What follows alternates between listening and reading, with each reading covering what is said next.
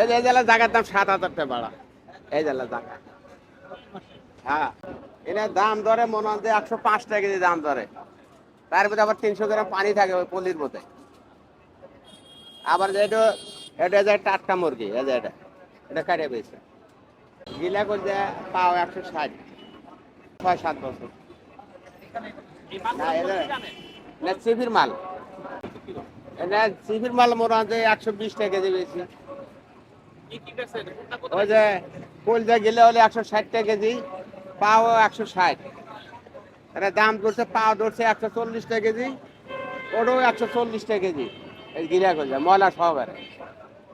আবার এই যে আটটি ধরে হলো 90 টাকা কেজি, আর এটা ধরে বডি ধরে 105 টাকা কেজি।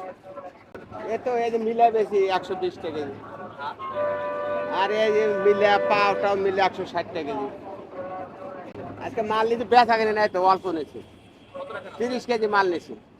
মনে হয় যে 30 কেজি মাল কিনছি, আর কিনছি 10 কেজি, আর গিলাকো যে কিনছি 10 কেজি, হাড্ডি কিনছি 5 কেজি, আর পা হলো 5 কেজি।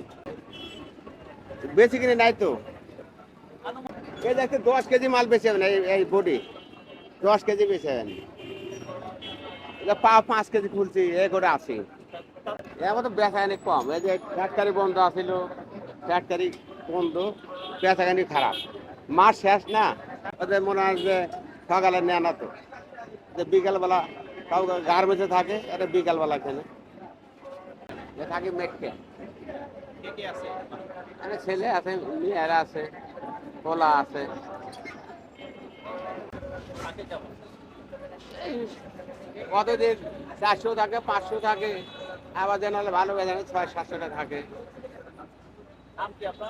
হ্যাঁ, আমার নাম আমজাদ, বগুড়া। জিনিসপাতি দাম বেশি ধরে, বুঝছেন না, কোম্পানির দাম বেশি ধরে, আমার ব্যথা মুশকিল। কাস্টমার আছে যে দাম কিনে তা তাহলে কয় 100 টাকা কেজি এসে কি কমার। গার্মেন্টস যে পরে আছে তারা নেয়।